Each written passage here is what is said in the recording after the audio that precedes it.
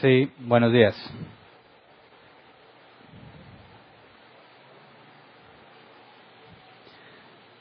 Hoy vamos a empezar a estudiar a detalle la tercera marca de la verdadera iglesia. Vimos que la iglesia de Cristo es identificada por tres marcas: predicación fiel de la Escritura, guardar los sacramentos, bautismo y mesa del Señor, y aplicar adecuadamente o correctamente la disciplina entre los miembros de la iglesia. Y había platicado que para poder ver con detalle el concepto de la disciplina y lo que la Biblia dice al respecto, necesitábamos estudiar muchísimos temas, ¿verdad? Que nos decían o nos deben hacer entender qué es lo que un cristiano es y cómo debe de ser.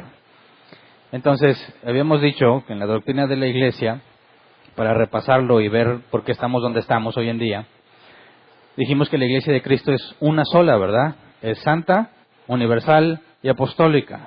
Las marcas de la verdadera iglesia las vimos a detalle, ¿verdad? La Biblia debe ser predicada fielmente, y aquí nos referimos específicamente a las doctrinas fundamentales, porque podemos errar en doctrinas secundarias o terciarias, pero eso no nos elimina de ser parte de la verdadera iglesia de Cristo, ¿verdad? Estamos hablando de eso fundamental. Administrar correctamente los sacramentos, bautismo y mesa del Señor, y precisamente ayer en la Junta de Miembros compartimos la mesa del Señor. Y en cuanto a bautismos, al final voy a hacer la invitación a todos aquellos que no se han bautizado en estos periodos que han llegado, y programar el bautismo de los que no han cumplido con este requisito. Entonces, espero que no se me olvide el final. Si se me olvida, me recuerdan, ¿sí? Porque ya digo tantas cosas que se me olvida el último. Y en la práctica de la auténtica disciplina de su gente, estudiamos qué era la membresía, en qué consiste, por qué alguien tiene que ser miembro de la iglesia. De hecho, para que alguien sea expulsado, primero tuvo que haber sido reconocido como parte de, ¿verdad? Estudiamos los dones del Espíritu, cada uno de ellos. Estudiamos los ministerios, los 5 ministerios mencionados en Efesios 4:11.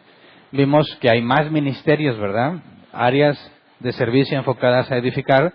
Estudiamos la forma de gobierno, estudiamos qué son los diáconos, y la clase pasada estudiamos qué son los ancianos, ¿verdad? Y teniendo todo esto como base, agregando lo que ya vimos anteriormente de fundamentos, por ejemplo, la santidad, cómo es que Dios salva al hombre, vimos el orden de salvación, vimos que el que ha nacido de nuevo fue justificado, ¿verdad? Fue declarado justo, es lo que significa eso. No significa que ya hace todo bien, sino que fue declarado justo. Somos uno en Cristo, somos un solo cuerpo. Los méritos de Cristo fueron puestos en nosotros y nuestro pecado fue puesto en Él cuando se sacrificó por nosotros. Vimos también que recibimos al Espíritu Santo, ¿verdad? Que tiene que haber una conversión, el cambio de vida. Ya no puedo ser como era antes porque soy una nueva criatura. Entonces, entendemos que todo esto que hemos estado estudiando nos debe llevar a comprender qué es un cristiano y cómo se espera que sea. Teniendo toda esta información, podemos empezar a analizar lo que Jesús instituyó como disciplina para la iglesia. Porque la marca de la verdadera iglesia es aplicarla auténticamente. Y hay mucho que debemos considerar. Y puesto que es un tema extenso el de la disciplina, lo voy a dividir en partes y vamos a estudiar la parte número 1. Aún no decido de cuántas en total, que voy detallando y voy dividiendo y seccionando, pero lo vamos a estudiar a profundidad porque este es un tema que necesitamos comprender muy bien. Sobre todo porque resulta muy difícil para aquellos que fuimos instruidos en una doctrina desviada, resulta muy difícil comprender el asunto de la disciplina. Entonces, vayamos a Mateo capítulo 8, versículo 15 al 20, para ver lo que Jesús instituyó. Básicamente son 3 pasos, ¿verdad? Pero quisiera que consideráramos desde el 15 hasta el 20 para ver en este contexto algunos pasajes que son confusos. Dice, si tu hermano peca contra ti, ve a solas con él y hazle ver su falta. Si te hace caso, has ganado a tu hermano. Pero si no, lleva contigo a 1 o 2 más para que todo asunto se resuelva mediante el testimonio de 2 o 3 testigos. Si se niega a hacerles caso a ellos, díselo a la iglesia. Y si incluso la iglesia no le hace caso, trátalo como si fuera un incrédulo o un renegado. Les aseguro que todo lo que ustedes aten en la tierra quedará atado en el cielo, y todo lo que desaten en la tierra quedará desatado en el cielo. Además les digo que, si 2 de ustedes en la tierra se ponen de acuerdo sobre cualquier cosa que pidan, les será concedida por mi Padre que está en el cielo, porque donde 2 o 3 se reúnen en mi nombre, allí estoy yo en medio de ellos. Entonces, antes de estudiar el primer paso de los 3 que instituye Jesús, quisiera que analizáramos los versículos 18 al 20, porque son pasajes muy, muy mal interpretados por muchos. Son pasajes que han tratado de usar como fundamento para cosas totalmente erradas y desviadas de lo que la Escritura enseña.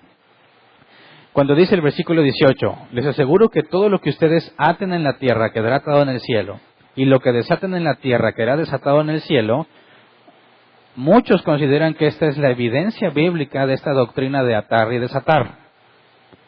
Y dicen así, lo que yo ato en la tierra queda atado en el cielo. Y si desato en la tierra queda desatado en el cielo. Y entonces se ponen a atar la pobreza, atan la pobreza, atan la enfermedad, atan los demonios, atan la maldad, atan el pecado, y quieren, por medio de este pasaje, decir, si yo tengo autoridad en mi boca, porque en el nombre de Jesús hay poder, dicen ellos, no niego que en el nombre de Jesús hay poder, ¿verdad? Pero no como ellos lo interpretan. Dicen, si yo ahorita ordeno que algo sea atado, la Escritura dice que eso se va a reflejar en el cielo, ¿verdad? Entonces, estás enfermo, ato tu enfermedad.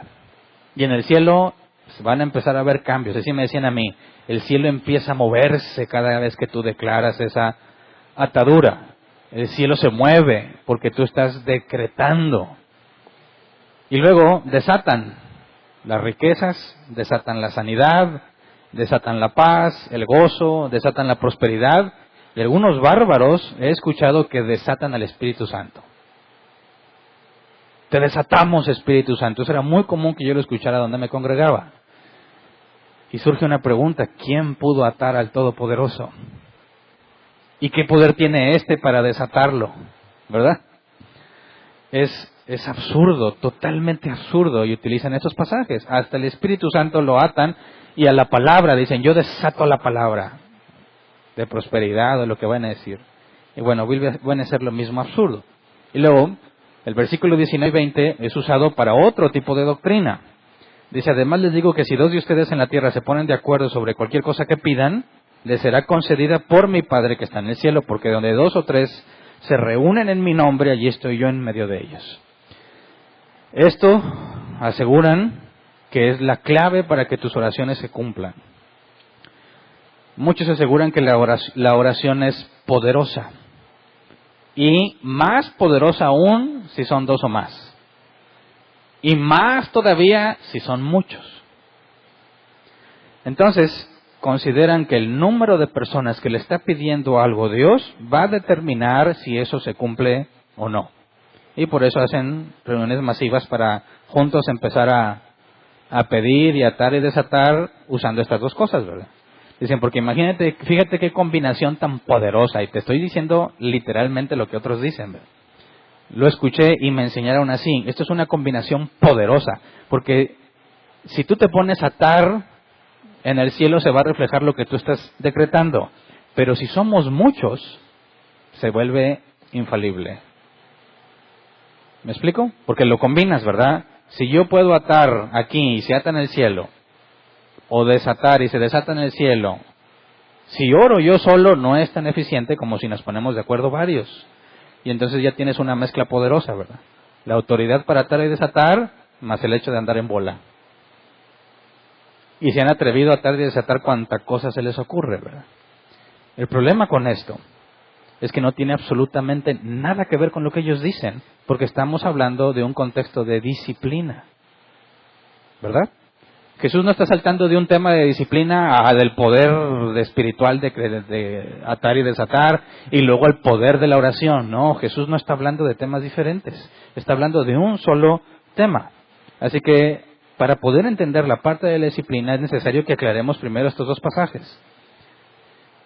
Y lo voy a hacer rápido porque no es el asunto central del día de hoy, pero cuando dice, les aseguro que todo lo que ustedes aten en la tierra quedará atado en el cielo. La palabra aten es de o, atar, impedir o prohibir.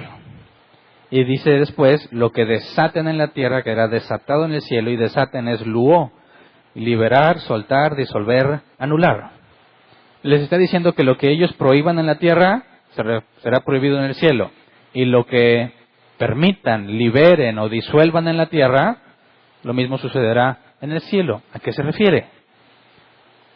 Veamos cómo a Pedro se le dijo lo mismo. Vamos a Mateo 16, versículos 18 y 19. Mateo 16, 18 y 19. Dice, yo te digo que tú eres Pedro, y sobre esta piedra edificaré mi iglesia, y las puertas del reino de la muerte no prevalecerán contra ella. Te daré las llaves del reino de los cielos. Todo lo que ates en la tierra quedará atado en el cielo, y todo lo que desates en la tierra quedará desatado en el cielo. Algunos usan este pasaje para decir que Pedro tiene un poder especial. Y de hecho lo puedes ver en las caricaturas. Cuando llegas al cielo, siempre te ponen a un señor que tiene las llaves y controla quién entra y quién no. ¿Quién se supone que es él? Dice, no, pues es San Pedro. ¿Por qué? Pues porque ahí dice que a él se le dan las llaves y que Pedro tiene ese poder. Pero es un error, porque ya vimos que en Mateo 18, Jesús, hablando con todos sus discípulos, les dice que tienen exactamente la misma autoridad que tiene Pedro. Así que no puede ser algo propio de Pedro, sino de todos los discípulos de Cristo. En segundo, cuando le dice, yo te digo que tú eres Pedro, y sobre esta piedra edificaré mi iglesia, el apóstol Pablo más adelante nos explica, nos aclara que los apóstoles y los profetas son fundamento, y sobre ese fundamento se edifica la iglesia. No le está diciendo a Pedro que él es el más importante de todos. No, así como a Pedro le aplicaba ser fundamento, también a los demás apóstoles. ¿Me explico? Pero el punto que quiero llegar es que tanto a Pedro como a la iglesia en general, a los discípulos de Cristo, se les dio esa autoridad. Pero, ¿a qué hace referencia esa autoridad? Las mismas palabras griegas que se usaron en Mateo 18 se utilizan en el caso de Pedro. Y, dado que estamos hablando de un contexto de disciplina, cuando se nos dice que lo que ates en la tierra, es decir, lo que prohíbas en la tierra, se refleja en el cielo, y lo que liberes o anules, según la traducción del original, en la tierra será anulado al cielo, en un contexto de disciplina, ¿a qué crees que se refiere? ¿Se acuerdan que estudiamos en cuanto a la membresía de la iglesia, que ese tema es fundamental porque Dios, específicamente la persona de Cristo, otorgó autoridad a la iglesia para determinar quién es cristiano y quién no, según la membresía?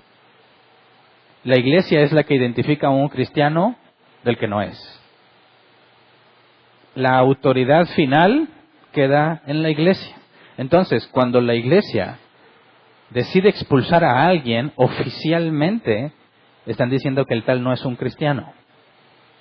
Y cuando la iglesia perdona a alguien, está diciendo que el tal debe ser reconocido como cristiano. Entonces, cuando nos dice que toda la iglesia, lo que prohíban en la tierra es prohibido en el cielo, y al revés, está hablando precisamente de la expulsión o del perdón. ¿Por qué la expulsión y el perdón? Porque expulsar es prohibir la comunión con ese individuo. No tiene nada que ver en los asuntos de la iglesia si quedó demostrado que el tal no es cristiano o tiene toda la evidencia para concluir que no lo es. Y cuando habla de anular es en la reconciliación o la deuda. Porque cuando el individuo es perdonado según el proceso de disciplina, aunque no haya sido expulsado, cuando el individuo es perdonado queda anulado el problema o la deuda del tal. Pero todavía no llegamos a explicar a detalle este punto. Vamos a ir viendo un poco más adelante cómo está esto de la expulsión y el perdón. Pero por lo pronto lo que podemos asegurar es que el contexto no soporta la idea de la doctrina de atar y desatar y de un cierto número de personas para garantizar tu petición. Eso es totalmente absurdo y fuera de contexto. Ahora, cuando nos dice la Escritura que los 3 pasos que se deben de seguir son el límite para que alguien sea considerado cristiano, y la consecuencia que viene después de que alguien es expulsado, deja de ser considerado un hijo de Dios o un hermano en Cristo. Todo empieza con un paso muy simple que nos responsabiliza a todos en lo individual. Es decir, la iglesia en su asamblea, en la congregación, y siguiendo los pasos, determina finalmente si el individuo es o no es. Pero el primer paso tiene que ver con cada uno de los individuos. No con los pastores o ancianos, no con los líderes o diáconos, sino con el individuo que percibe el pecado. Por eso en Mateo 18:15 dice, si tu hermano peca contra ti, ve a solas con él y has de ver su falta. Si te hace caso, has ganado a tu hermano. Y este primer paso pone un peso sobre nosotros, ¿verdad? No importa qué responsabilidad tengas en la iglesia. Cada uno de nosotros estamos obligados por estas palabras de Jesús a confrontar a alguien. Pero antes de entender esta confrontación, porque todos evitamos las confrontaciones, ¿verdad? A nadie le gusta tocar los temas difíciles, a todos les parece mejor idea llevarla bien. Ay, ¿para qué me meto en esas cosas? Así está todo tranquilo, así déjalo. Pero no podemos hacer eso por las propias palabras de Jesús. Entonces nuestro objetivo va a ser estudiar no el primer paso, sino la primer parte del primer paso del día de hoy. Y para eso necesitamos el contexto. Mostramos que el contexto inmediato destruye la teoría de atar y desatar y del número de personas en la oración. Pero para poder entender cómo es que se aplica el primer paso, hay que empezar a leer el capítulo completo y ver el contexto anterior, para ver qué es lo que Jesús nos está comunicando. Así que por favor leamos Mateo 18, del 1 al 9. En la NBI dice, en ese momento los discípulos se acercaron a Jesús y le preguntaron, ¿quién es el más importante en el reino de los cielos? Él llamó a un niño y lo puso en medio de ellos. Entonces dijo, les aseguro que a menos que ustedes cambien y se vuelvan como niños, no entrarán en el reino de los cielos. Por tanto, el que se humilla como este niño será el más grande en el reino de los cielos. Y el que recibe en mi nombre a un niño como este, me recibe a mí. Pero si alguien hace pecar a uno de estos pequeños que creen en mí, más le valdría que le colgaran al cuello una piedra de molino y lo hundieran en el profundo del mar. Ay del mundo por las cosas que hacen pecar a la gente. Inevitables que sucedan, pero ay de aquel que hace pecar a los demás. Si tu mano o tu pie te hace pecar, córtatelo y arrójalo. Más vale entrar en la vida manco o cojo que ser arrojado al fuego eterno con tus dos manos y tus dos pies. Y si tu ojo te hace pecar, sácatelo y arrójalo. Más te vale entrar tuerto en la vida con dos ojos que ser arrojado al fuego del infierno. Entonces, quisiera que desglosáramos esta parte porque nos dice primero que a menos que cambiemos y seamos como niños, ¿verdad? Ahora, mucha gente tiene esta idea o este concepto de que los niños son buenos, ¿verdad? Los niños son buenos. Si eres tan bueno como un niño, vas a poder salvarte. Pero eso es absurdo a la luz de la Escritura, porque la Escritura enseña que ninguno es bueno. Los niños tampoco. Y eso lo puedes comprobar muy fácilmente. A tu niño tienes que enseñarle a hacer el mal o a hacer el bien. La educación de un niño consiste en enseñarlo a hacer el bien o en enseñarlo a hacer el mal. Algún padre tendría que decir, no, hay que malear un poco a mi hijo porque es muy bueno. No, ¿verdad que no? Tenemos la misma tendencia desde que nacemos. Somos egoístas desde que nacemos. Pensamos en nosotros mismos desde que nacemos. A eso me refiero en que no somos buenos. Entonces, no nos está pidiendo que imitemos la bondad de un niño porque bíblicamente no existe bondad en ningún ser humano. Ninguno es bueno. ¿Podemos hacer cosas buenas? Sí, pero nunca haces solo lo bueno para ser considerado una buena persona. Yo sé que en nuestro idioma llamamos buenas personas a muchísimos, ¿verdad? Es muy buena persona, pero en el contexto bíblico eso no es correcto, eso no existe. Ni uno es bueno. Entonces, cuando nos habla de ser como niños, tenemos que entender a qué se refiere Jesús, ya que no nos habla de su inocencia o de su bondad. Y un niño es dependiente de otros. Y ese niño acepta lo que esos otros le dan porque él no puede proveerse a sí mismo. Eso es lo que en eso consiste la dependencia, ¿verdad? Un niño no va a poder hacer nada si tú no lo mantienes, si tú no lo alimentas, lo crías, lo educas, le enseñas. Es una dependencia total para el que está a cargo de él. Y eso es lo que Jesús está pidiendo, que así como los niños son dependientes de su padre o tutor, nosotros debemos ser totalmente dependientes de Dios. ¿Me explico? Y dice, y el que recibe en mi nombre un niño como este, me recibe a mí. Más adelante tenemos el pasaje cuando Jesús dice exactamente esto a los discípulos. Quien lo recibe a ustedes, me recibe a mí. Y el que lo rechaza a ustedes, me rechaza a mí. Entonces, viendo que tenemos que ser como niños, ahí está la equivalencia. El que es como niño, totalmente dependiente de Dios, y alguien lo recibe a él, es como si recibiesen al mismo Jesús. Aquí la imagen del niño son los verdaderos discípulos de Cristo. Luego dice, si alguien hace pecar a uno de estos pequeños que creen en mí, más le valdría que le colgaran al cuello una gran piedra de molino y lo hundieran en lo profundo del mar. Algunos pensarían que ya es suficientemente duro que le pongan la piedra al cuello. Pero Jesús dice, más les vale eso que lo que va a pasar con ellos. Así que es gravísimo hacer pecar a alguien. ¿Me explico? Jesús está poniendo un énfasis en lo grave que es que tú hagas pecar a un hijo de Dios, a un discípulo de Cristo. Entonces está empezando a advertir sobre la gravedad del pecado. Y fíjate cómo nos va a llevar a la disciplina. Está hablando del pecado y de los hijos de Dios pecando. Son los pequeños que los hacen tropezar.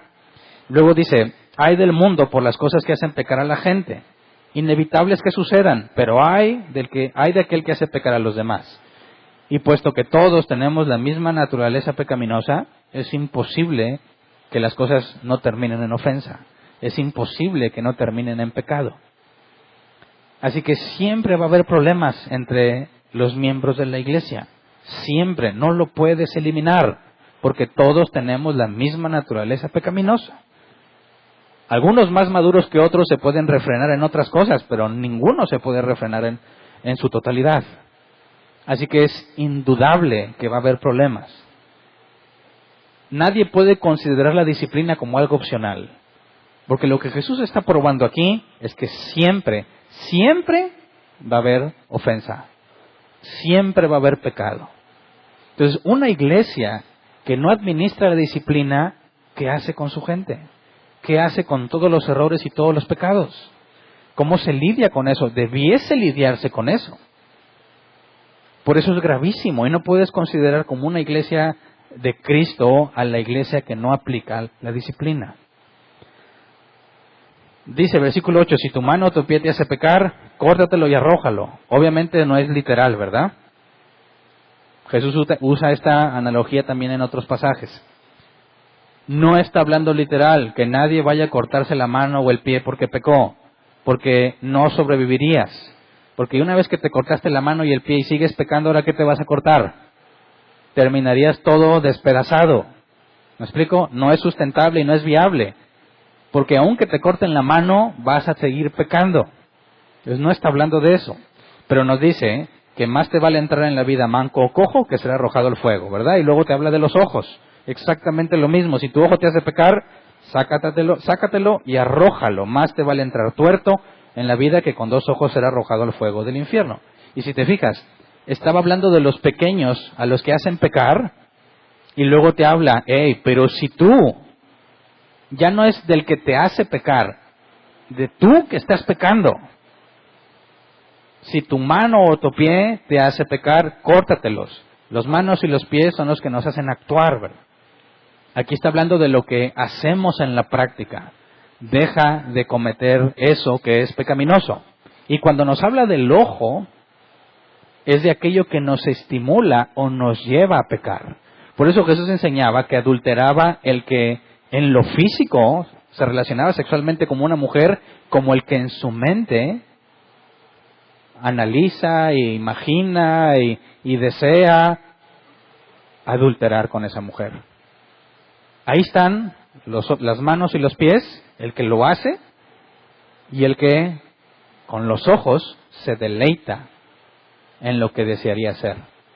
Entonces está advirtiendo, es muy grave que alguien haga pecar, pero tú que pecas debes ser radical, debes arrancar de raíz eso que te está provocando el pecado que haces o lo que hace que desees pecar. Hablando de la mente y hablando de las acciones. Y luego, Vamos a Mateo 18, versículo 12 al 14. Cuando habla del pecado, y puesto que todos sabemos lo que se siente pecar, ¿verdad? No hay ninguno de nosotros que esté exento de eso. Y todos van a poder concordar conmigo que cuando pecas y te esfuerzas por dejar de hacerlo y vuelves a pecar, y te esfuerzas por dejar de hacerlo y vuelves a pecar, estoy hablando de lo mismo, y lo haces, empiezas a sacar conclusiones. La gran mayoría lo primero que concluye, y lo digo por experiencia, es que a lo mejor no soy cristiano. Porque no puedo dejar de hacer esto. O dicen, Dios ya no me va a amar igual. Yo valgo menos que los demás. Porque peco y le pido perdón a Dios y vuelvo a pecar. Y no quiero hacerlo, pero me gusta mucho hacerlo. Y termino haciéndolo otra vez. Y algunos dejan de orar, dejan de buscar a Dios porque dicen, ¿con qué cara voy a ir ante Él? Mejor primero me voy a arrepentir y luego ya hablo con Él.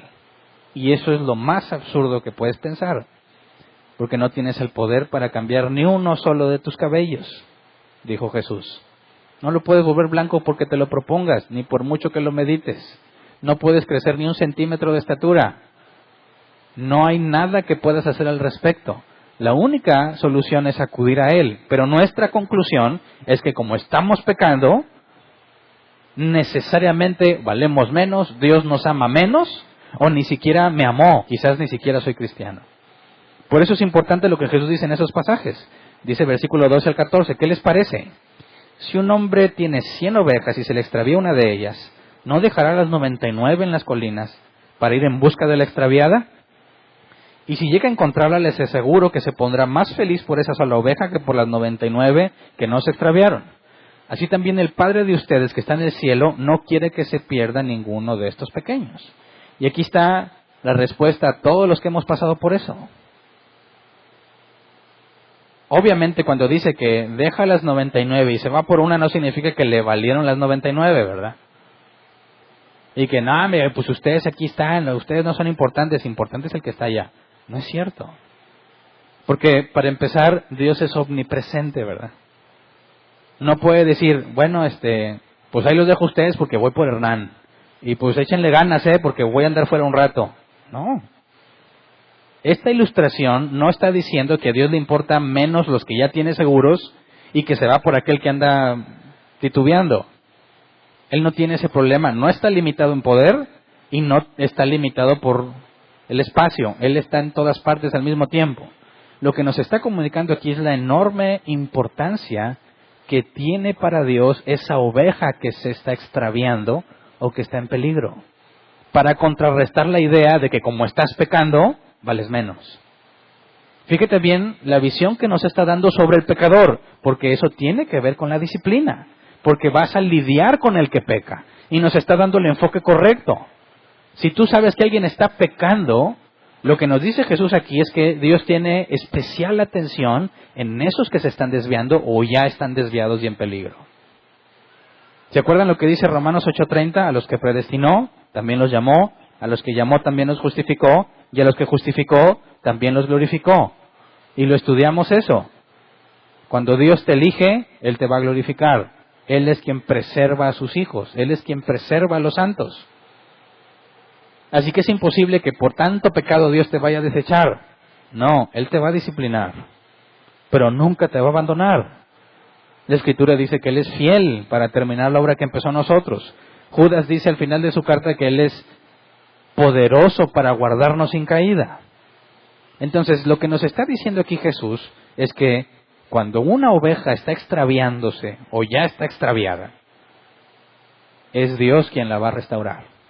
Porque esa oveja es totalmente incapaz de hacer algo por sí misma. ¿Me explico? Fíjate bien, a veces hemos llegado a cometer ciertos pecados que nos dejan sin esperanza.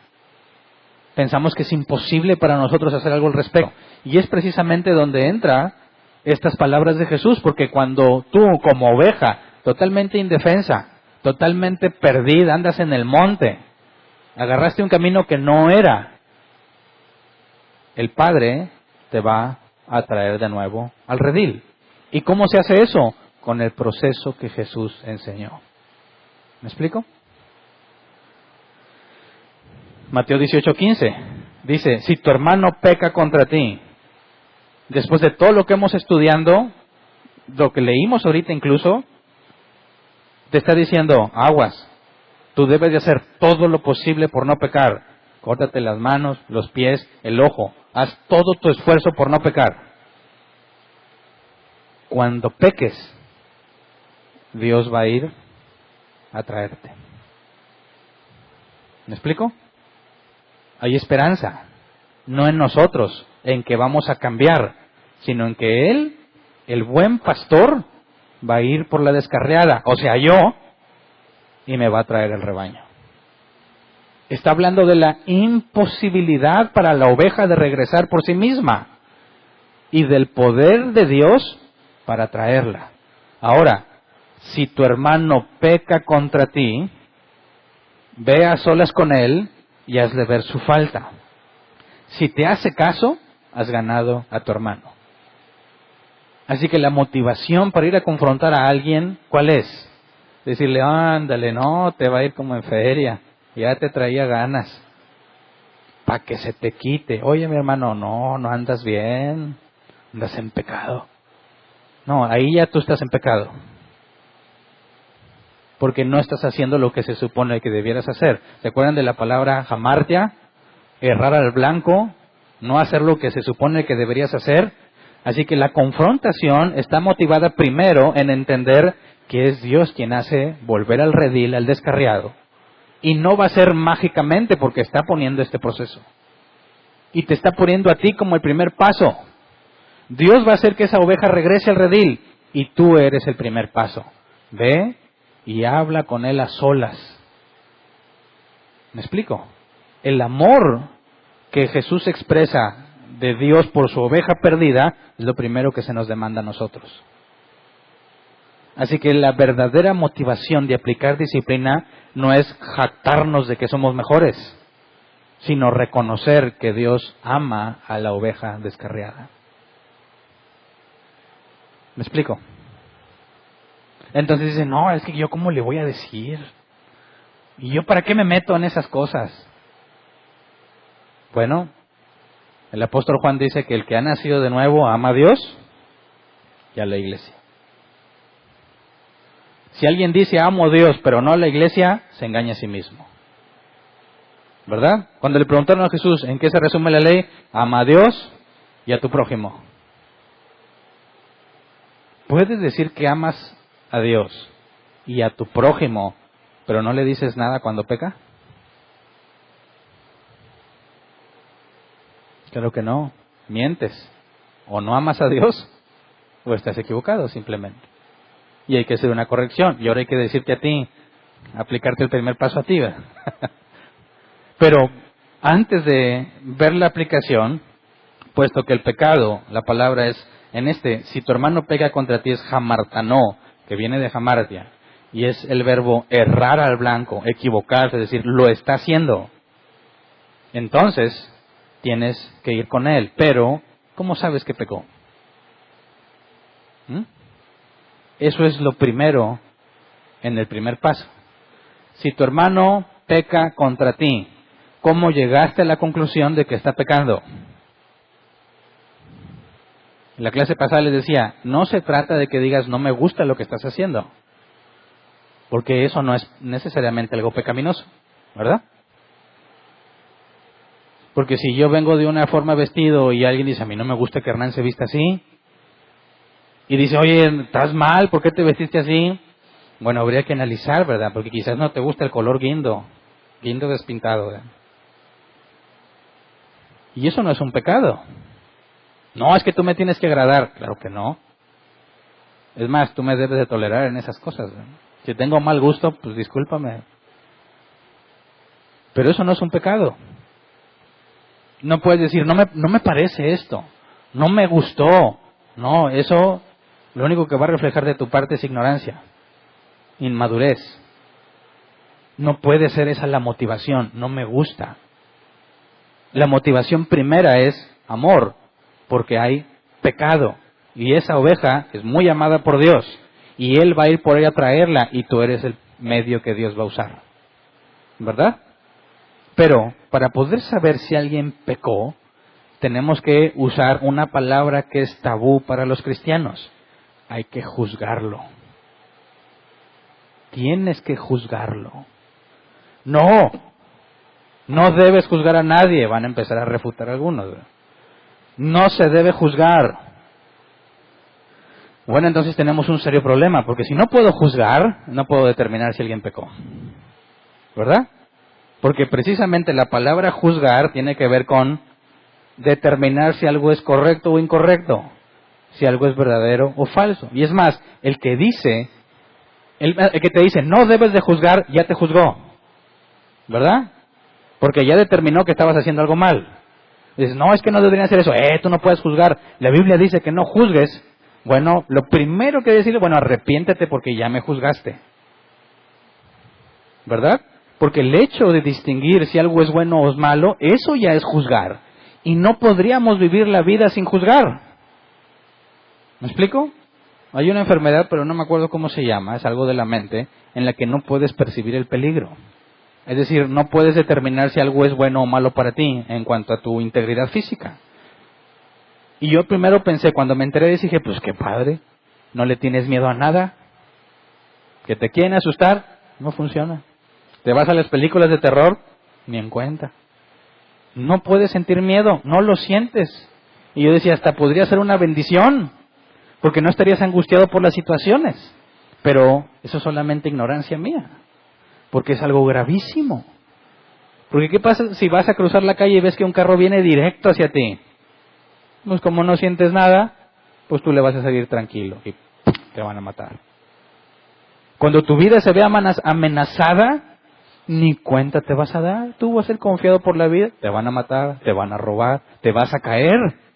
Te subes al techo de la casa, vas a hacer algo y no sientes nada, te puedes acercar tranquilamente a la orilla y caerte porque no tienes sensación de peligro. No puedes discernir si es bueno o malo para ti. Así de absurdo y peligroso es lo que los cristianos dicen cuando dicen no juzgues. No podría hacer absolutamente nada en la vida. Pero aparte, nunca podrías cumplir lo que Jesús está diciendo aquí. Si tu hermano peca contra ti, ve y habla con él a solas. De entrada, Jesús no quiere que los demás se enteren de lo que pasó. Lo primero que Jesús está pidiendo es discreción. Y es claro, porque quizás estás juzgando mal. Pero primero tendríamos que resolver bíblicamente el tema del juicio. Porque hay muchos que aseguran tener evidencia bíblica que no puedes juzgar. Y ya me he topado yo con varias personas que sacan esos pasajes, asegurando que cuando decimos que algo está mal, estamos pecando. Porque, por ejemplo, Mateo 7, del 1 al 2, palabras de Jesús, no juzguen a nadie para que nadie los juzgue a ustedes, porque tal como juzguen, se les juzgará, y con la medida que midan a otros, se les medirá a ustedes. Entonces dicen, mira, aquí Jesús está diciendo, no juzguen a nadie. Y no podemos negar que Jesús está diciendo eso, ¿verdad? Y si somos bíblicos no podemos decirle, no, estás interpretando mal. Si tú lees este solo pasaje, no juzguen a nadie, la palabra juzguen, el griego krino, distinguir, separar, determinar si algo es bueno o malo.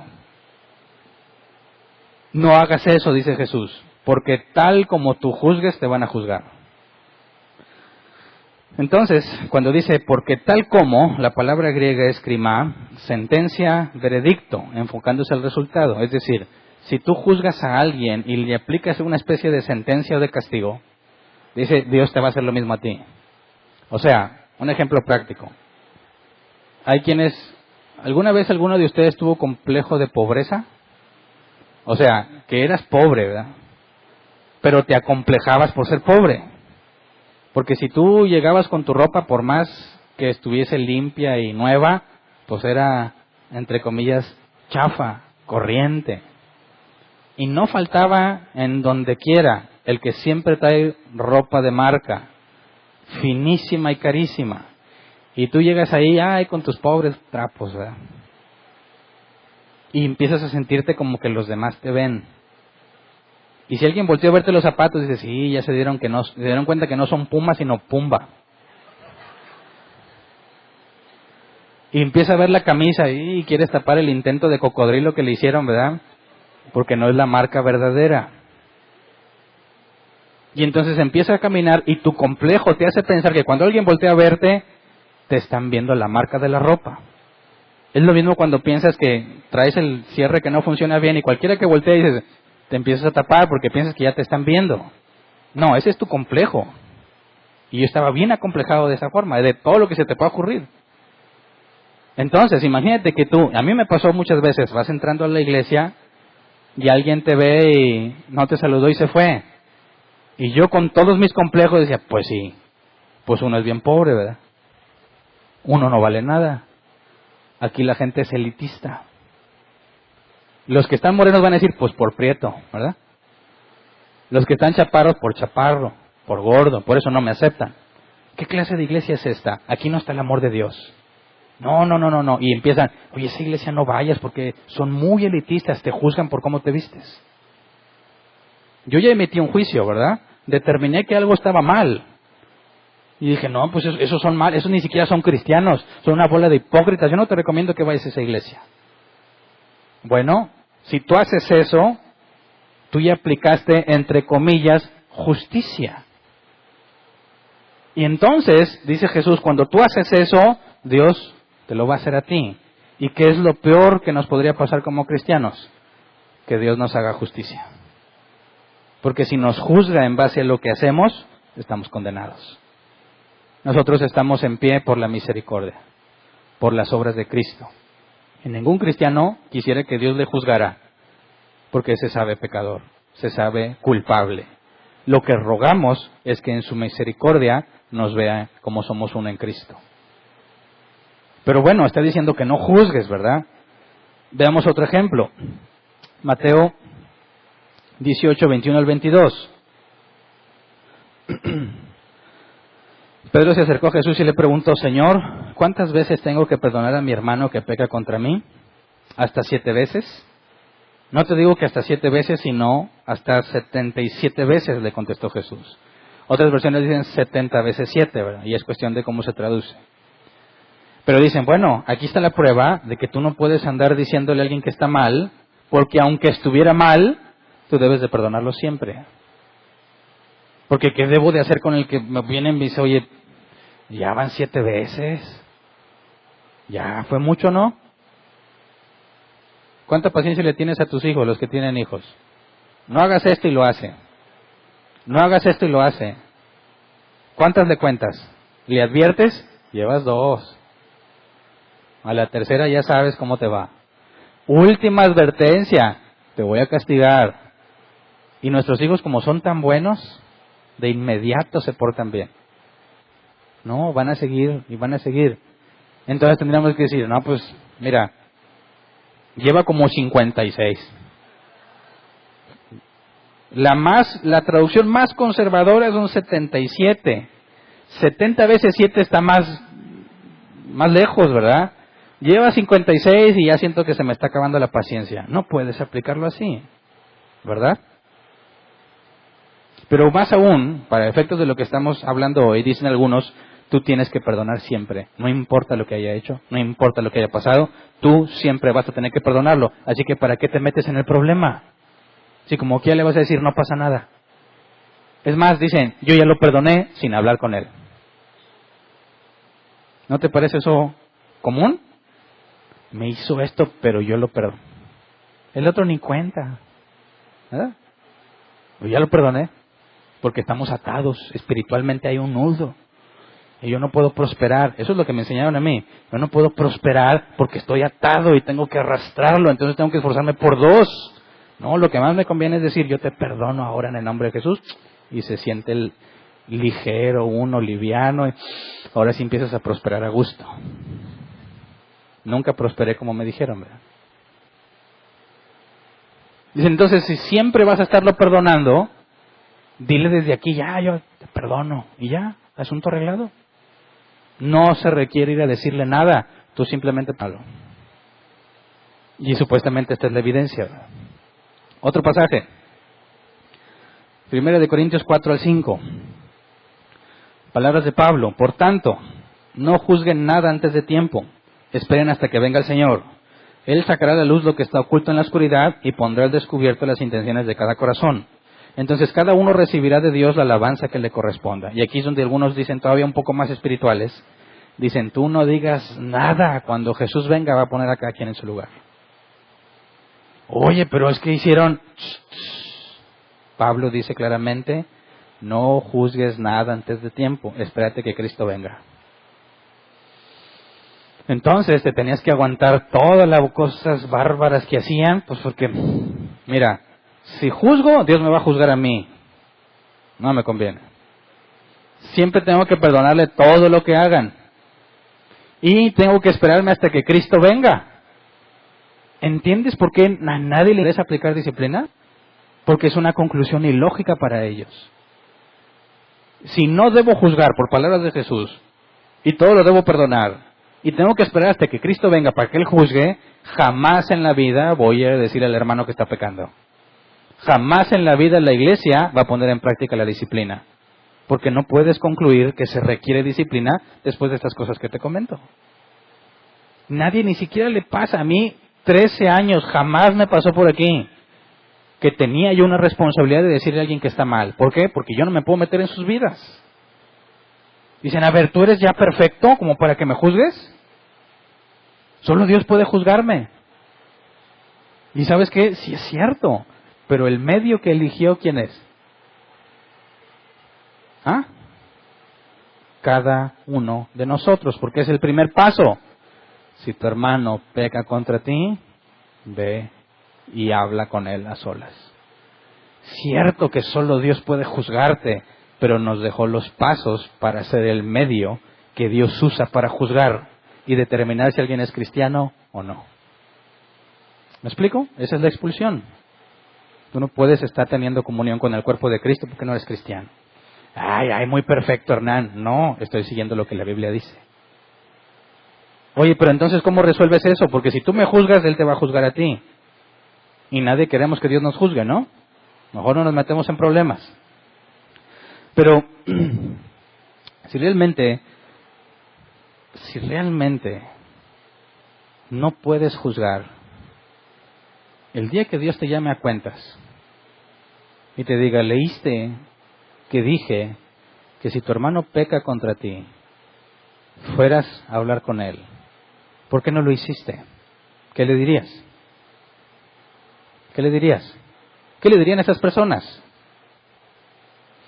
Pues ¿quién te entiende, Jesús? ¿No dijiste que no juzgara? Entonces, ¿qué hago?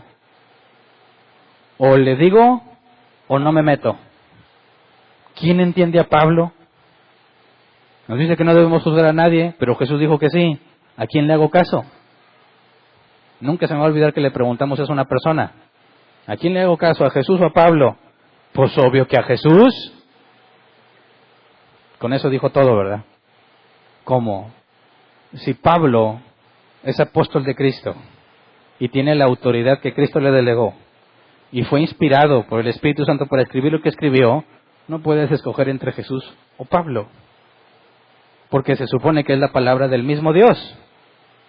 Así que están diciendo que Dios tiene un problema, porque Él nos dijo que no juzgue, y luego dice que sí, pues yo no me meto en problemas, aquí todos nos amamos nada más, nadie diga nada, pon los ojos en Cristo, no pongas la mirada en los hombres, que me lo dijeron muchas veces, no pongas la vista en los hombres, porque los hombres fallan, ponlas en Dios. Entonces, ¿qué esfuerzo es estar viendo el cielo mientras ves todo el mugrero? Nadie puede hacer nada, no hay justicia.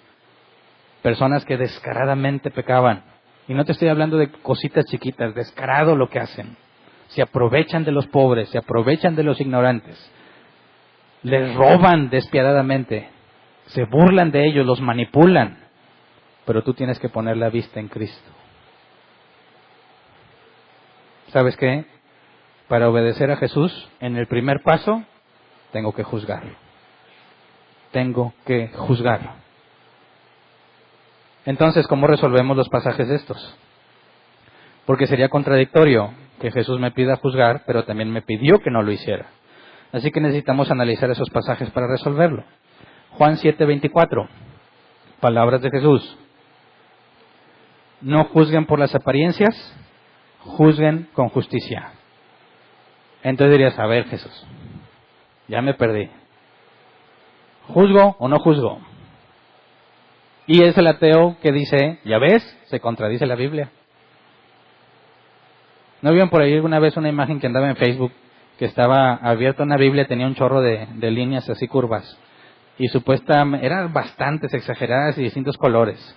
Y decía la imagen, cada punto que conecta esta curva son versículos que se contradicen. Estaba así exagerado, lleno de todo. ¡Ay, sí, la Biblia no sirve! Puras contradicciones. Y ese es uno tipo de los argumentos que dicen, mira, Jesús dice que juzgues y luego te dice que no. ¿A poco le crees? ¿Está loco? ¿Cómo puede decir algo así? ¿Qué clase de gente le cree a la Biblia si claramente está mal y contradictoria? Claro que no hay ninguna contradicción. Por eso el contexto resuelve prácticamente la enorme mayoría de las supuestas contradicciones que hay. Otras las resuelve el original. Pero el contexto puede ser muy simple, pero fíjate, leamos ese pasaje en la traducción lenguaje actual. Me parece que lo traduce muy claramente. Dice, no diga que algo está mal solo porque así les parece. Antes de afirmar algo, deben estar seguros de que así es. Si te fijas, quita la palabra juicio y nos la traduce como realmente es. Determinar si algo está mal o no. Y lo que te pide es que no lo hagas según tú crees. ¿Cuál es el punto de referencia para saber si algo está bien o mal? Dios. ¿Y cómo sabemos lo que Dios quiere? ¿Porque me lo reveló? ¿Porque te traigo una palabra fresca al corazón de Dios? No, porque la Escritura dice. ¿Me explico? Así que el punto de referencia para juzgar si alguien está bien o mal no puede estar basado en lo que yo creo y en mi experiencia, mucho menos en mis sentimientos. Tiene que estar basado en la Escritura. ¿Verdad? Ahora vamos a ver Pablo, que nos decía que no juzgáramos nada hasta que Cristo regresara. 1 Corintios capítulo 5, versículo 3 al 5. 1 Corintios 5, 3 al 5. Dice, yo por mi parte, aunque no estoy físicamente entre ustedes, sí estoy presente en espíritu y ya he juzgado, como si estuviera presente, al que cometió este pecado. Cuando se reúnan en el nombre de nuestro Señor Jesucristo y con su poder yo los acompañe en espíritu, entreguen a este hombre a Satanás para destrucción de su naturaleza pecaminosa, a fin de que su espíritu sea salvo en el día del Señor. Y esto de entregar a Satanás lo vamos a ver un poco más adelante.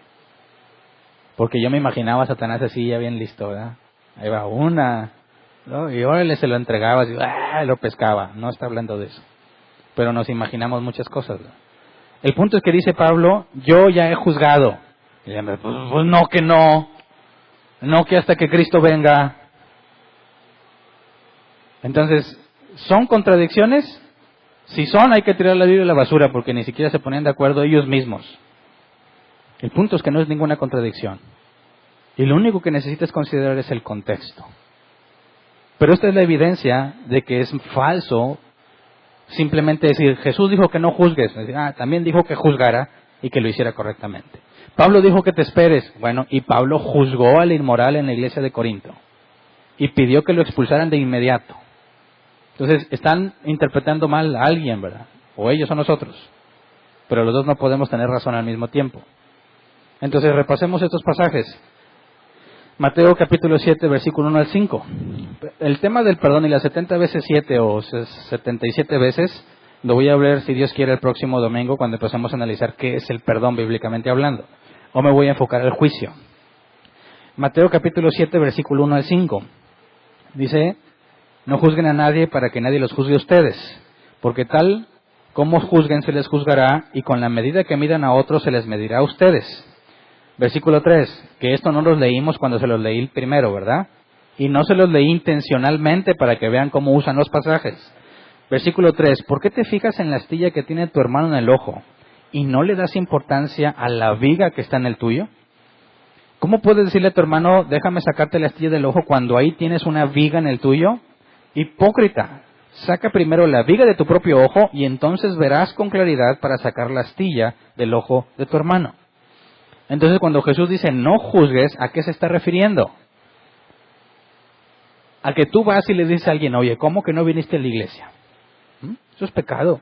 Y tú andas de adúltero. ¿Cómo puede ser que faltes a la casa del Señor? Es abominación. Y tú con otra mujer.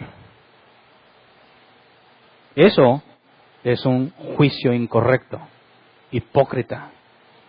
Y cuando Jesús dice, no juzgues para que no seas juzgado, ese no seas juzgado está poniendo de antemano que tú estás haciendo algo peor. Fíjate la comparación, la astilla en el ojo de tu hermano con la viga, la comparación con la viga que tienes en el tuyo.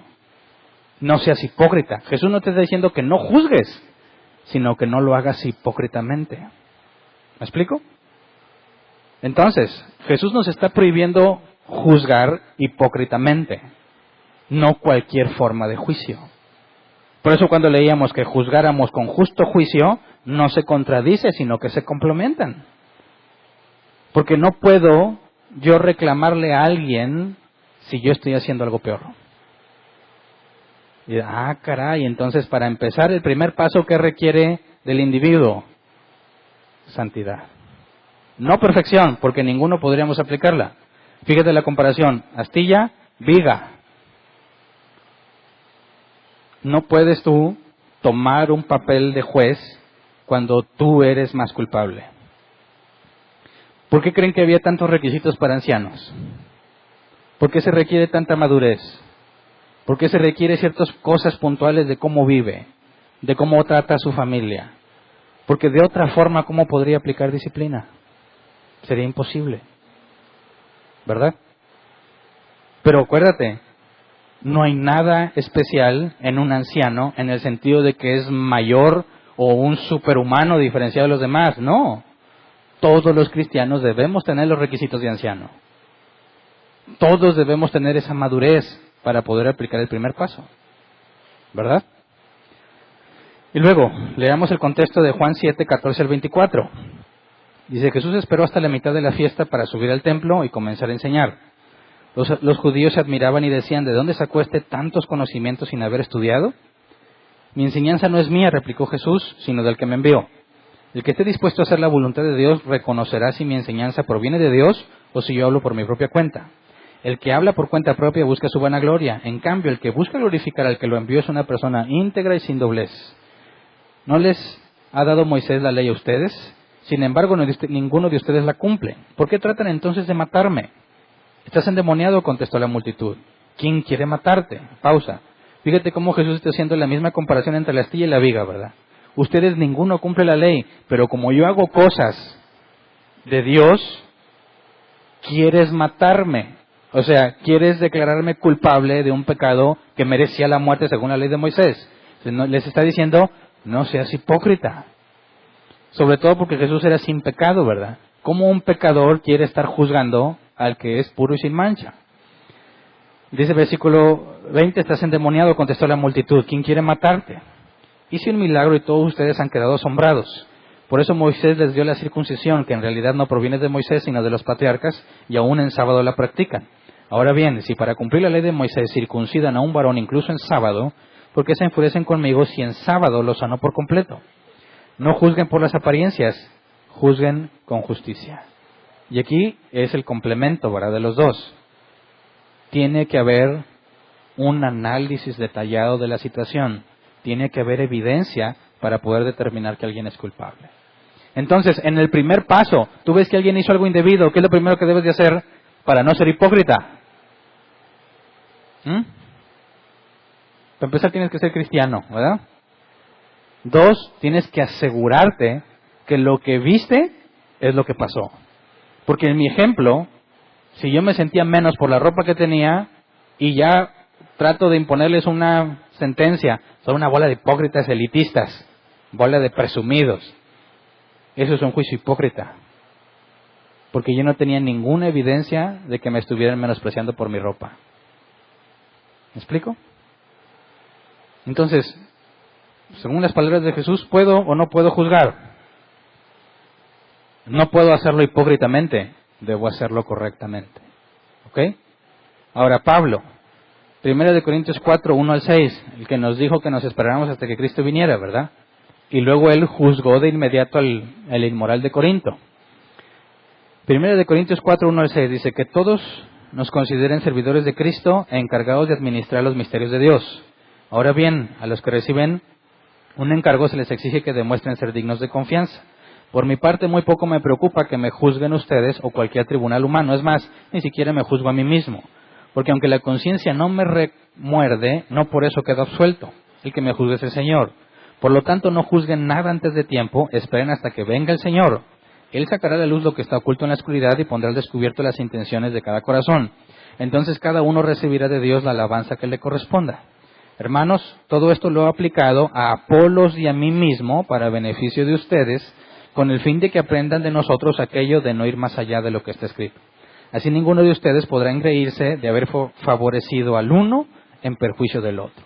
Entonces, considerando el contexto, ¿a qué se refiere con esperar hasta que Cristo venga? Se refiere en el sentido de no evaluar cuál ministerio es mejor. ¿Es mejor Pablo o es mejor Apolos? No quién está en pecado, pero están juzgando. Porque algunos decían, yo soy de Pablo, yo soy de Apolos, yo soy hernanita, yo soy marcarturiano.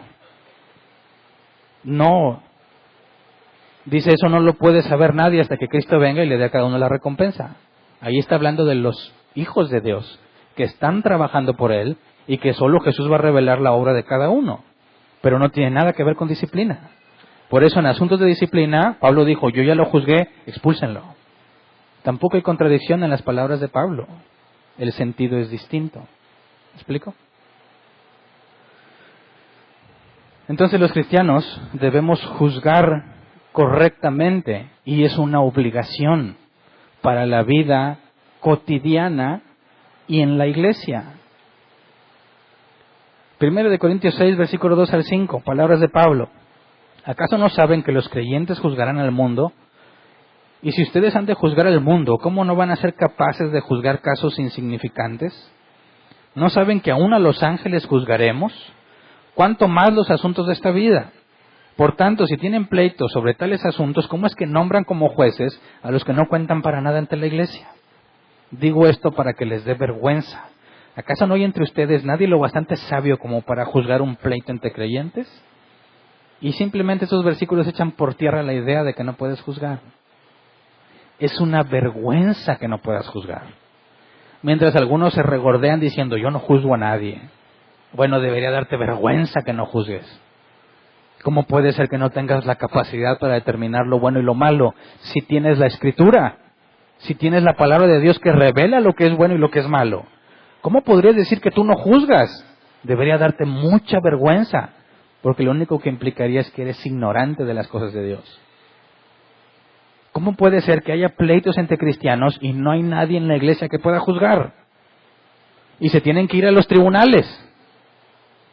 Se tienen que ir afuera. Y no necesariamente autoridades. Van y le dicen a la vecina, oiga vecina, es que en la iglesia me hicieron esto. Pues no que son cristianos. Pues eso pensaba yo. ¿Y a quién están nombrando juez? A la vecina que ni le importan las cosas de Dios, nomás le importa el chisme. ¿Y tú crees que se va a quedar? No, esto queda entre ella y yo. Hombre, va a empezar a correr la voz. Hombre, ahí en árbol plantado. Hombre, no tienen amor. Ahí no está el Espíritu de Dios. No, hay un problema aquí. ¿Dónde se resuelve? Aquí. Porque aquí el parámetro es la Escritura. Y aquí debe de haber alguien lo suficientemente capaz para decir esto es bueno o malo basado en la Escritura. ¿Me explico? Fíjate. 1 Corintios 6 del 1 al 3. Si alguno de ustedes tiene un pleito con otro, ¿cómo se atreve a presentar demanda ante los inconversos en vez de acudir a los creyentes? ¿Acaso no saben que los creyentes juzgarán al mundo? Y si ustedes han de juzgar al mundo, ¿cómo no van a ser capaces de juzgar casos insignificantes? Fíjate bien, cuando hay pleitos, ¿qué es lo que está diciendo Pablo? Mateo 18, 15. Ahí está el proceso de cómo se arreglan. Cualquier iglesia que diga que no necesitan disciplina porque eso es demasiado legalista, en automático quedan descalificados. ni siquiera conocen al Dios que presumen adorar. Y el Dios de amor que predican no existe, porque es el propio Dios de la Biblia quien demanda que juzguemos. ¿Verdad? Qué vergonzoso que alguien no lo quiera hacer. Y luego versículos 7 al 8. En realidad, ya es una grave falta el solo hecho de que haya pleitos entre ustedes. ¿No sería mejor soportar la injusticia? ¿No sería mejor dejar que los defrauden? Lejos de eso, son ustedes los que defraudan y cometen injusticias, y conste que se trata de sus hermanos. Así que, bíblicamente hablando, todo lo que estamos estudiando de fundamentos, que vamos en el 64, te ha dado información suficiente, más que suficiente, para que puedas emitir un buen juicio con respecto de tus hermanos en Cristo. ¿Sí o no?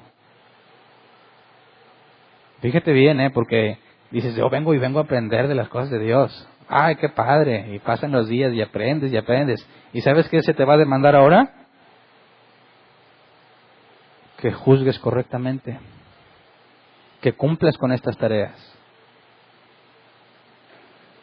Es una responsabilidad enorme, porque ¿qué pasa si tú ves que alguien peca y no le dices nada? ¿Cómo vas a ser juzgado? ¿Qué va a decirte Dios al respecto? ¿Cuáles son tus excusas? ¿Estás faltando al segundo mandamiento? Más grande. No estás mostrándole amor a tu prójimo, menos a los de la iglesia. Ahora, ¿vas a ir a la calle y vas a empezar a juzgar a todo mundo justamente? No, esto es dentro de la iglesia. A los de afuera los juzgará Dios, dijo Pablo.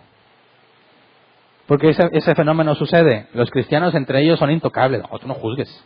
Oye, que Cash Luna, no me meto con el siervo del Señor. Pero nomás se salen afuera los del mundo, bola de hijos de la gran ramera. Bien merecida tienen su condenación. Ahí sí juzgan a gusto, ¿verdad? Y diestra y siniestra porque se dan de superiores. Pero no tocan a los ungidos del Señor, porque no puedes juzgar. Es absurdo, eso es lo que Jesús decía. Hay de aquellos que le llaman a lo bueno malo y a lo malo bueno. Así que aquí somos bien juiciosos, ¿verdad? ¿O no? Porque es una vergüenza no poder juzgar correctamente. Si se te ha dado conocimiento y se te ha dado la capacidad de entenderlo, tienes una responsabilidad ineludible. No puedes escapar de ella. Tienes que traerle amor al que está pecando. Tienes que decirle, necesito hablar contigo. ¿De qué se trata? De esto que la Biblia dice. Fíjate, qué diferente es eso a decir, no me gusta lo que estás haciendo. No me gustó eso que dijiste. No me parece que te hayas portado así. ¿En serio? Bueno, ahora te la regreso. Yo quiero hablar contigo de algo que la Biblia dice. Que si vas a juzgar, sea con justo juicio, con evidencias, no de la forma en la que lo estás haciendo. ¿Me entiendes? Oye, pero Dios te va a juzgar a ti. Claro.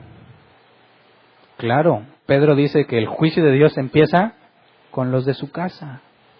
Y es por eso que todos vamos a ser disciplinados muchas veces en nuestra vida. Porque cuando Dios se da cuenta que estás mal, ¿tú crees que va a decir, ahí van, dejo a todas las 99 y me voy por Hernán? No. Va a decir, ahí hay cristianos que yo les he dado entendimiento. Y ellos tienen la tarea y la responsabilidad de ir con ese que se está extraviando. ¿Verdad? Qué distinto es cuando dicen, sí, pero Dios va a ir por él. O el pastor va a ir por él. Esa es clásica. Oye, ¿ya supiste que aquel hermano anda muy mal? ¿Y el pastor? ¿Y el que debería ir por la oveja? Como si nada. Quitado de la vida. Ni le importa, ni se entera. Y piensan que el pastor está mal porque no fue por esa oveja. Pero ¿quién es el primero que está pecando ahí? ¿El pastor o ellos? Ellos, porque ya vieron el pecado y no fueron a cumplir el primer paso. ¿verdad? O el que dice, yo ya lo vi, pero pues ahí te lo he hecho, Hernán. Oye, hermano, ahí te encargo aquel. Anda mal. Gracias. Ahí te encargo aquel que anda mal. Digo, porque tú eres el pastor. ¿verdad? Yo estoy cumpliendo aquí mi función. No me consta. Pero yo lo vi con una caguama. Mira. Con estos ojos. Pero yo no soy quien para juzgar. Apenas tú que estás más cerca de Dios. Tú que sabes más. Tú que estás capacitado y que Dios te usa. Habla con este pobre hermano. Yo voy a estar en oración. Yo y mis vecinas. Porque les compartí, ¿verdad?, la situación para que oráramos juntos. ¿Te das cuenta de todos los errores garrafales que han cometido la persona que espiritualmente se siente movida por Dios para decirle al pastor lo que está pasando, cuando ella está sumergida en muchísimos pecados con solamente haber hecho eso? ¿Es por qué las iglesias no aplican la disciplina? Porque ni se la imaginan. Es imposible que la entiendan por la bola de mentiras que les enseñan. ¿Verdad? Pero hay de nosotros si no decimos nada. No tenemos excusa ninguno de nosotros para decir yo no me meto. Yo no quiero problemas. No, el problema ya lo tienes. Y vas a ser llamado a cuentas por eso. Así que, ¿quién tiene ganas de empezar a ver a los demás en qué andan haciendo? Porque dices, no, mejor yo no veo nada, pongo los ojos en Cristo y ya sabes que eso también está mal. Tenemos una responsabilidad muy grande. ¿Estamos de acuerdo? ¿Entiendes por qué teníamos que estudiar un montón de cosas primero? Para que tengas cómo juzgar correctamente. Oye, dicen algunos, pero yo no estoy en adulterio. Yo no fumo, yo no tomo. ¿Por qué? ¿Por qué me dices que estoy en pecado? Oye, pues que no vienes a la iglesia. Ah, pues tengo muchas ocupaciones. ¿Qué dice la Biblia? No dejemos de congregarnos. ¿No dice la Biblia que se te dio al menos un don y que tienes que ponerlo al servicio de los demás? Si no vienes a la iglesia es pecado. Claro. Oye, pero yo leo la Biblia, oro todos los días, nomás que no tengo tiempo para servir. ¿No es pecado eso también?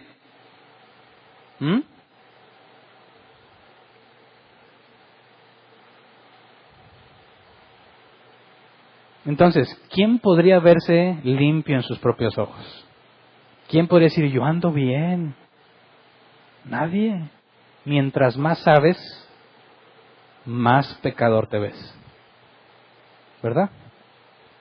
Así que lo asombroso es que seas tan pecador y que nadie se haya acercado a hablar contigo, Mateo 18.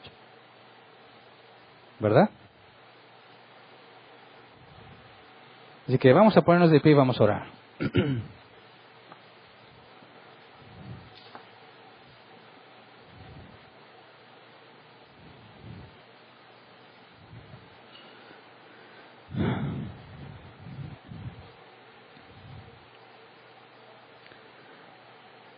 Vamos a pedirle a Dios que nos dé sabiduría en la aplicación del primer paso. Porque estamos expuestos a hablar con alguien que no tiene suficiente madurez como para entenderlo, aunque sea miembro de la iglesia. Vamos a estar expuestos hasta a que se hable mal de ti por tratar de hacer lo correcto. Somos expuestos a los hermanos débiles, que para ellos muchas cosas están mal porque no tienen la madurez que se requiere. Y cuando tú te tomas en serio lo que la Biblia dice y vas y le dices, seguramente se van a enojar. Seguramente van a empezar a hablar mal de ti. Van a decir que es incorrecto. Pero todos tenemos que correr ese riesgo. Muchos de los que están aquí vivieron un proceso de disciplina completo aquí en la iglesia que resultó en muchos expulsados. Pero hay otros que nunca han visto eso en práctica. La iglesia enfrentó un asunto difícil cuando individuos tuvieron que ser confrontados con su pecado y expulsados porque no se arrepentían. Y los que pasamos por eso, maduramos. Pero hay muchos entre nosotros que no han pasado por eso. Necesitamos paciencia y tolerarnos unos a otros a la hora de que tratemos de aplicar lo que Dios nos pide en su palabra. Y se requiere gracia a la hora de decirlo, ¿verdad? Pero espero que estés de acuerdo conmigo, no podemos evitar hacerlo. Jesús dijo, Padre, permite que sean uno, que se amen como tú me amas y que el mundo vea ese amor y que por ver a ellos entiendan cómo me has amado tú. Por favor, no caigas en ese falso cristianismo de yo amo a todos y no juzgo a nadie. Hagamos lo que corresponde y esforcémonos por hacerlo correctamente. Pidámosle a Dios gracia para ir a hablar y humildad para cuando vengan a hablar con nosotros. ¿Sí? Cuando nos equivocamos, ¿qué es lo que debe hacer un hijo de Dios? Acercarse confiadamente al trono de la gracia. No eres menos cristiano porque te equivocaste, ¿verdad? Entonces, cuando alguien te presente la evidencia y eres culpable, ¿qué es lo que debes de hacer? Decir, perdóname. De eso hablaremos a detalle más adelante. Pero por pronto pedimos gracia y humildad, como ven. Vamos a orar, Señor. Concédenos, Padre, ser llamados siervos fieles. Concédenos aplicar correctamente, Señor, la disciplina entre nosotros. Todos pecamos, todos cometemos errores. Así que ninguno está a salvo de ser llamado a rendir cuentas. Concédenos la gracia que necesitamos para hablar, Señor, cuando confrontemos el pecado de alguno. Concédenos ser sensatos y estudiar bien primero lo que creemos que vimos. Ayúdanos, Señor, a buscar la evidencia antes de hablar con alguien. A ser pacientes y tolerantes cuando nuestros hermanos se equivocan para con nosotros. Que podamos, Señor, tener humildad a la hora en que se acerquen a corregirnos. Aun si su corrección no aplica. Concédenos responder con gracia y con humildad, Señor. Sabiendo que tú instituiste este proceso. Sabiendo que si estoy en pecado, tú no me desechas, tú no te olvidas de mí, sino que tú me vas a cargar sobre tu regazo, sobre tus hombros, y me vas a traer de nuevo al redil, Señor. Y es por eso que podamos confiar en ti. Porque no nos sostenemos en nuestra fuerza, que tú has puesto hermanos en Cristo. Nos has rodeado de personas que pueden juzgar bíblicamente y con sabiduría. Enséñanos, Padre, a lidiar nuestros asuntos entre nosotros. Que no sea motivo de vergüenza cuando pequemos, Señor, sino que podamos ver tu corrección amorosa en nuestras vidas. Y cuando alguno nos confronte, Señor, según lo que tú instruiste, que no veamos al hermano sino a ti por medio del hermano. Que podamos reconocerte, Padre, en ese proceso, para agradecerte que no nos entregaste nuestros propios pensamientos, para agradecerte que no nos hayas entregado nuestras propias pasiones, como tú explicas en la carta a los Romanos, Señor, sino que nos disciplinas, sabiendo que dejas a las 99 por ir por mí cuando me extravíe, Señor. Por eso, solo tú te mereces la gloria y la honra, Señor. La salvación es solamente por gracia, mérito tuyo, Señor. Si por nosotros dependiese, estaríamos totalmente perdidos. Así que enséñanos, como dice tu palabra, a no tener un concepto mayor de nosotros mismos del que debemos de tener. Y cada uno de nosotros tome la responsabilidad que le corresponde para buscar una vida en santidad y para mostrar el amor a nuestros hermanos como es debido. De antemano te damos gracias porque tú nos has disciplinado, nos has permitido enfrentarnos a cosas difíciles y complicadas. Y hasta ahora, Señor, hemos visto tu mano entre nosotros. Gracias por sido fiel y sabemos que lo serás siempre y eternamente, Señor. Amén. Gracias. Pueden tomar su lugar. Pasemos a la sección de preguntas. Acuérdense que acabamos de ver la primera parte del primer paso, ¿verdad? No hagas preguntas de los otros pasos. Tenme un poco de paciencia y les vamos a ir viendo detalle. Así que las preguntas, por favor, que sean en cuanto a lo que vimos ahorita, porque el punto de la disciplina pues es muy extenso.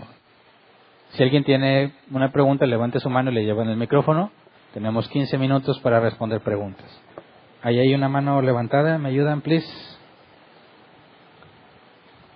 Bueno, acá. Ya había otro.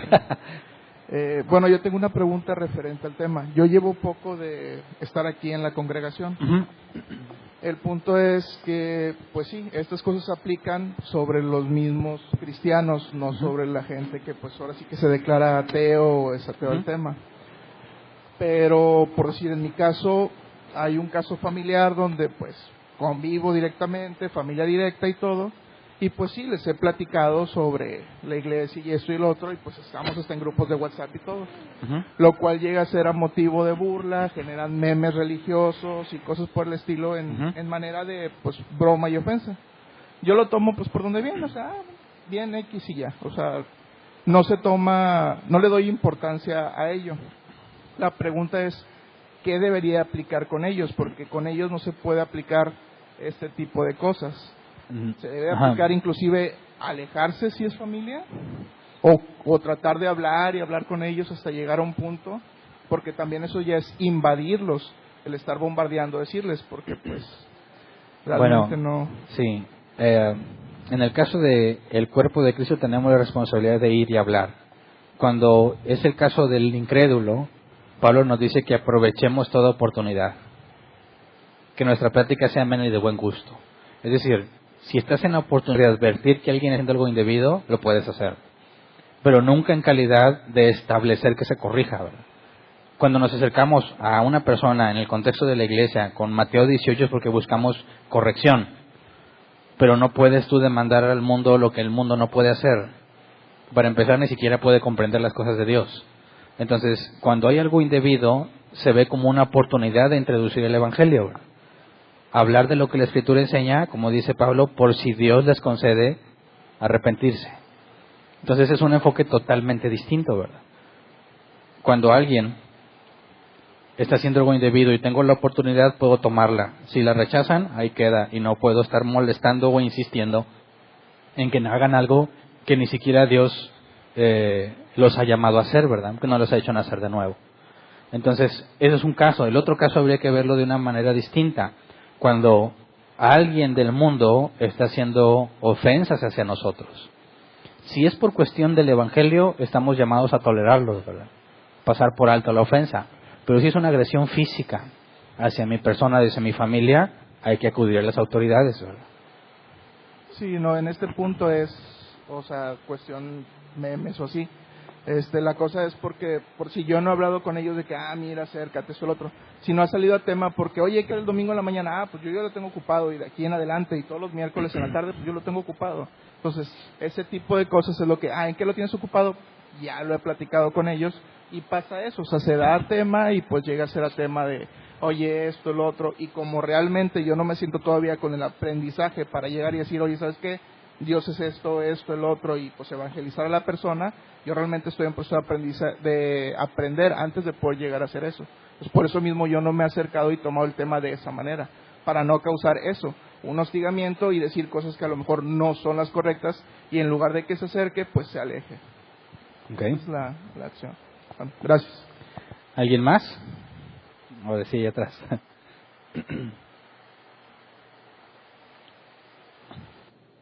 Buenos días, tardes. ¿Cómo, ¿se escucha? Sí. ¿Cómo podría entender, dado que todos somos pecadores, aunque no vivimos en el pecado, no somos esclavos del pecado, pero seguimos pecando, para juzgar sin ser hipócrita? Porque ahorita puso el versículo donde dice que ¿cómo puedes quitarle la paja del ojo de tu hermano cuando tú tienes una viga en el tuyo? Uh-huh. O sea, ahí estamos está hablando de que hay pecados más graves o el de la viga es más pecador o cómo lo puedo entender o cómo puedo aplicarlo sin ser hipócrita. Bueno, todo pecado es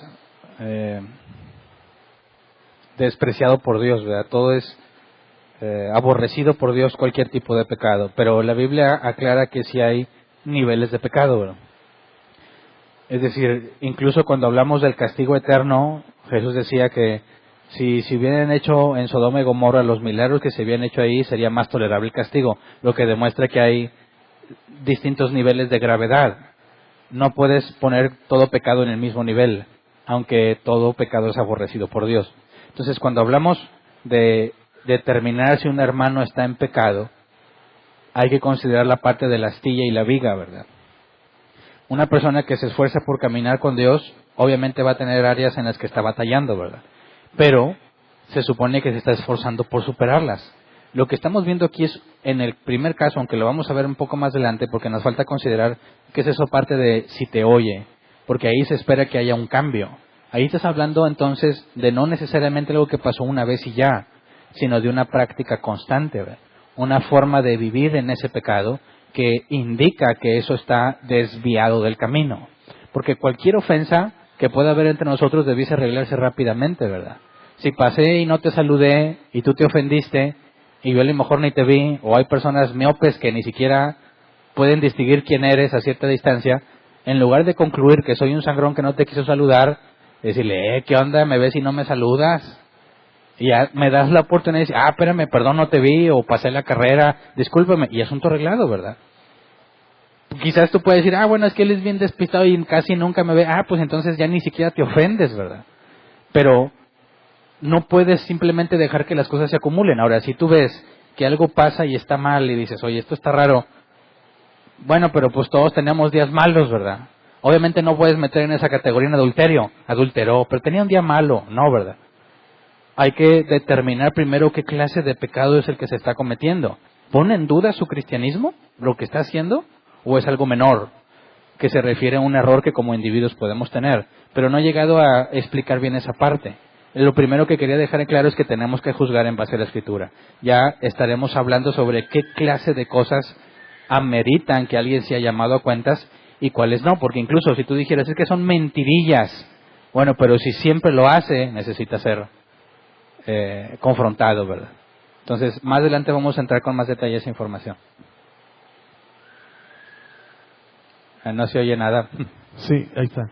Cuando hablamos de juzgar, siempre nos referimos al concepto bíblico, ¿no? De juzgar, no al concepto universal de editar en el diccionario dice que es poner un veredicto sobre un asunto si es culpable o no, ¿no?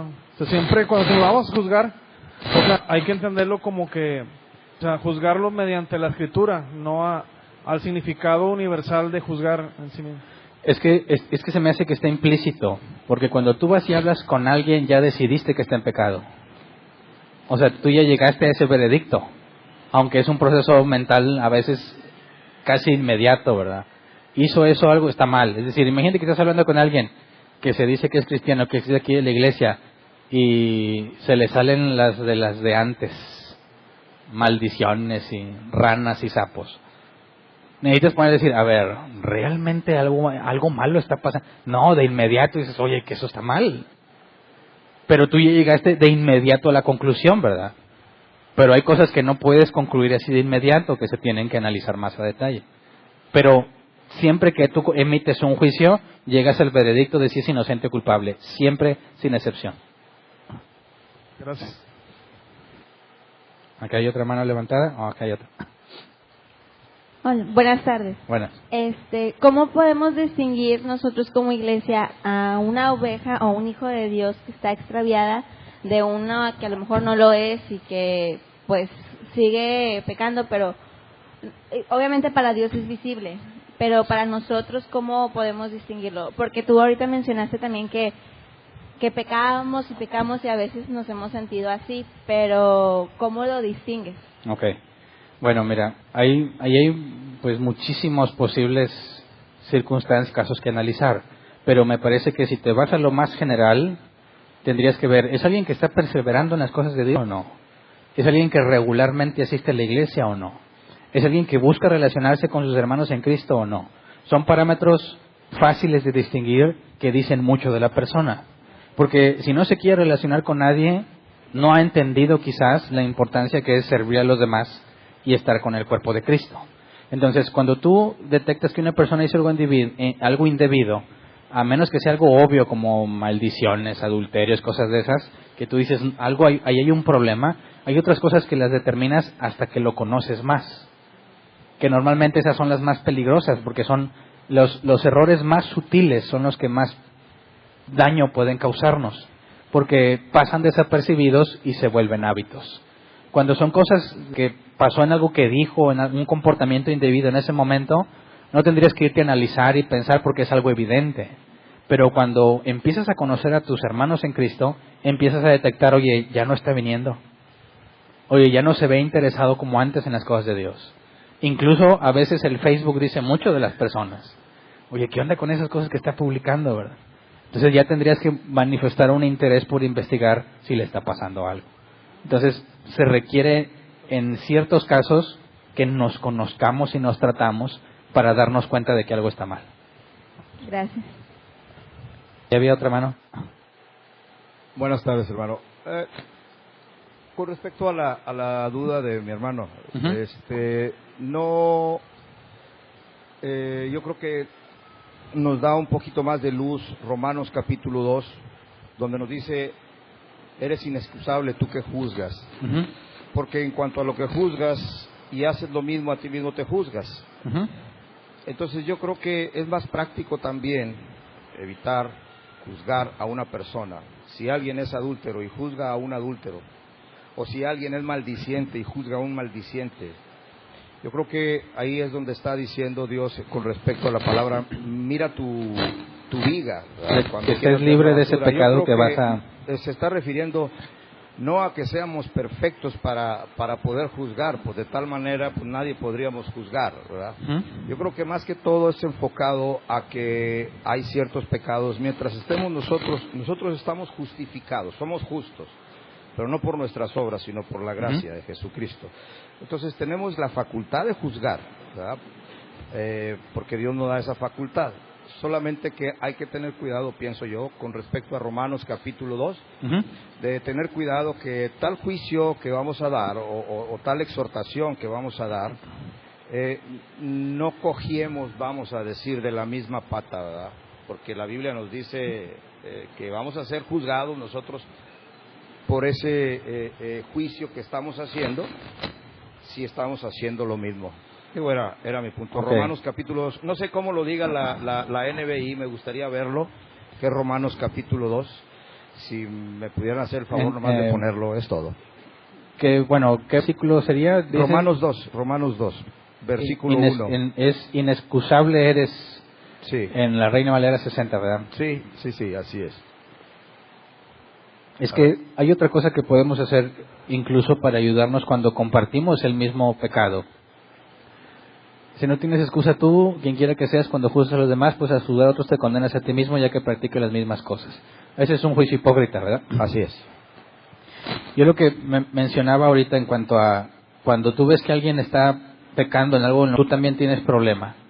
Me parece que no sería lo correcto decir, pues no me meto porque yo también estoy mal, sino que debiesen tratar de hacer equipo por ayudarse el uno al otro. Cuando estamos en pecado, el pecado tiene el ambiente favorable para crecer cuando es oculto. Y cuando vemos que alguien más tiene un problema en esa misma área, aunque lo vamos a ver más adelante, es buscar compartir la lucha juntos, ¿ves? Si sabes que yo veo que tienes ese problema, yo lo tengo, busquemos ayuda, ¿ves? En lugar de mantenerte a decir, yo no puedo decirte nada porque yo también lo hago, porque ni uno ni el otro están trabajando para solucionarlo. Más bien sería, oye, estamos batallando en lo mismo, ¿verdad? Vamos a ayudarnos unos a otros. Confesaos nuestros pecados unos a otros, llevar las cargas unos de otros. Entonces, aunque no tengas la autoridad moral, puedes buscar apoyarte con otro hermano que sabes que tiene la misma debilidad y buscar salir de ahí. ¿Alguien más? ¿No? Y se acabó el tiempo, ¿verdad? Bueno.